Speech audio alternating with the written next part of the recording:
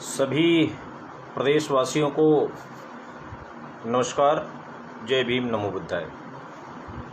आज मैं अपनी बात जो रख रहा हूँ वो ओबीसी महासभा विधि प्रकोष्ठ के प्रदेश अध्यक्ष की हैसियत से नहीं रख रहा हूँ।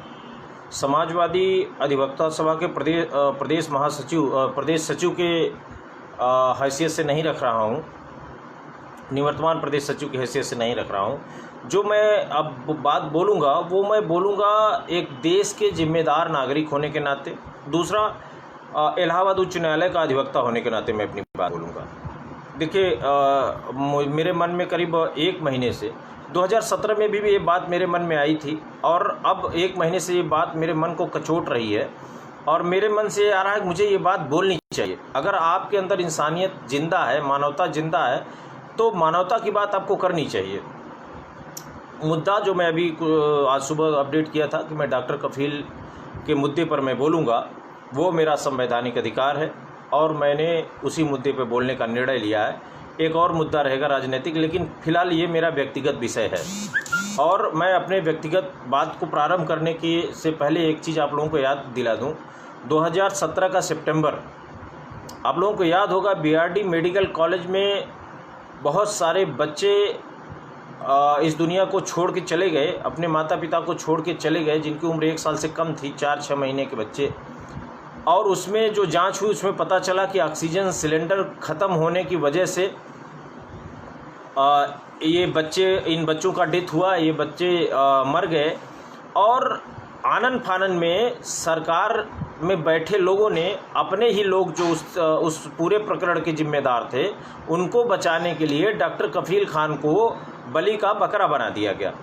और उसमें जांच बैठी और जांच में पता चला कि डॉक्टर कफील खान ने अपने पैसे से 20 सिलेंडर मंगाए थे अलग अलग डेट पे।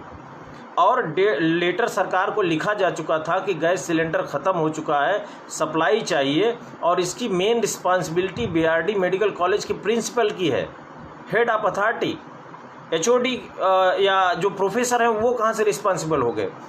उसके बाद उस प्रकरण में नेग्लिजेंस के डेथ ड्यू टू नेग्लिजेंस के केस में उनको 9 महीने अंदर रखा गया।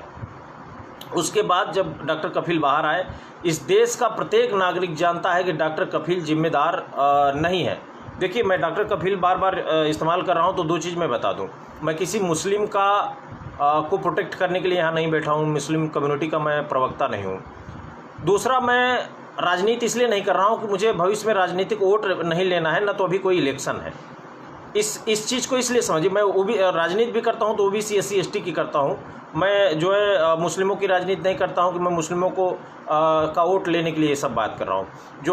जब बात मानवता की आएगी तो वो चाहे कोई हो, मैं सबके लिए लड़ूंगा, वो सवर्ण के लिए भी मैं लड़ूंगा, भले मैं उनकी राजनीति नहीं करता हूँ, लेकिन जब गलत होगा तो मैं उनकी भी बात करूँगा, उनके लिए भी अपने पक्ष रखूँगा। डॉक्टर कफील खान के साथ इस प्रदेश की सरकार बहुत गलत कर रही है, ये मेरा सीधा आरोप योगी आदित्यनाथ की सरकार पे है।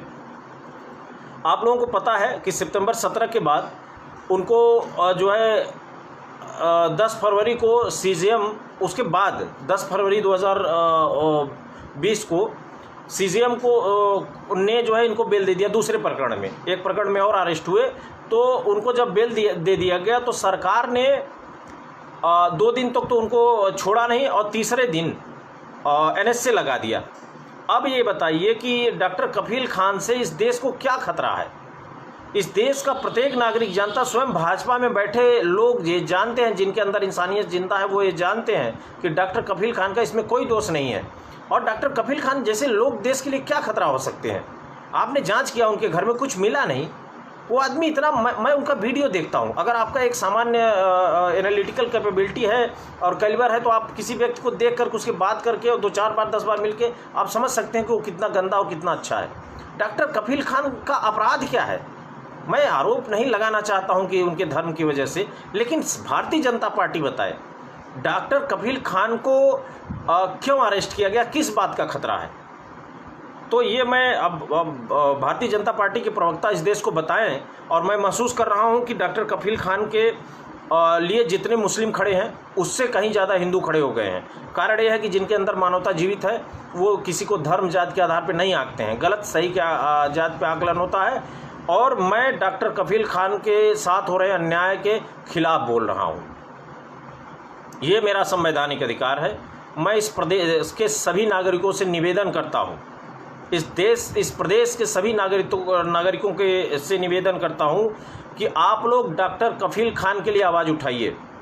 बिल्कुल लॉकडाउन है, आपको ऐसा कुछ नहीं करना है जिससे कानून टूटे।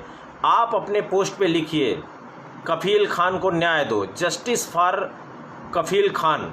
आप अपनी एक पेज का प्रिंट निकलवाइए, उसको अपने सामने रखिए, उसको सामने रख करके आप फ़ोटो खिंचवाइए, उस फोटो को अपडेट करिए। ये सरकार गंदा काम कर रही है, मानवता के विपरीत काम कर रही है। शर्म अगर बची हो भारतीय जनता पार्टी की सरकार में तो 15 जुलाई को हाई कोर्ट में डेट लगा हुआ है, उसका बेल अपोज न करवाएं, क्योंकि ये गलत हो रहा है डॉक्टर कफील के साथ। और अगर इंसानियत है, मैं आज पूरा का पूरा मुद्दा इसी पर रखूँगा। मेरे मन में 1 महीने से ये बात बहुत कचोट रही है। बार बार मुझे लग रहा है इतना अन्याय किसी के साथ भी कर सकते हैं। तो योगी जी, अगर मेरा वीडियो आप तक पहुँचे और 2 मुख्यमंत्रियों आप तक मेरा वीडियो पहुँचे तो इस गलत को रोकिए, वरना सरकारें बदलती हैं और सरकारें जब बदल जाएंगी, आपके इसी अन्याय के खिलाफ एकजुट होंगे लोग और फिर आपकी सरकार बदल जाएगी। और जब अपोजिशन में बैठते हैं तो क्या होता है वो आप बेहतर महसूस करते हैं। इसलिए इतना अन्याय न कीजिए कि मानवता रोने लगे। यह दुखद, दुर्भाग्यपूर्ण और भाजपा के लिए शर्मनाक विषय है। प्रदेशवासियों, इसका विरोध कीजिए, संविधान के दायरे में कीजिए, लॉकडाउन का ध्यान रखते हुए कीजिए और डरने की कोई ज़रूरत नहीं है। ये बेशर्म लोग हैं, ये लोग गुंडागर्दी पे आमादा हो गए हैं और ऐसे गुंडों को जवाब देने के लिए आप संवैधानिक दायरों का प्रयोग कीजिए। दुर्भाग्यपूर्ण, आरएसएस के लोगों, दुर्भाग्यपूर्ण है ये। यह एक लाइन में मैं अगर कह दूं और शब्दों से मैं नीचे नहीं जाता हूं, मुझे क्रोध आ रहा है, मुझे बुरा लग रहा है। इसको नीचता का चरम कहते हैं। आखिरी line. Thank you so much.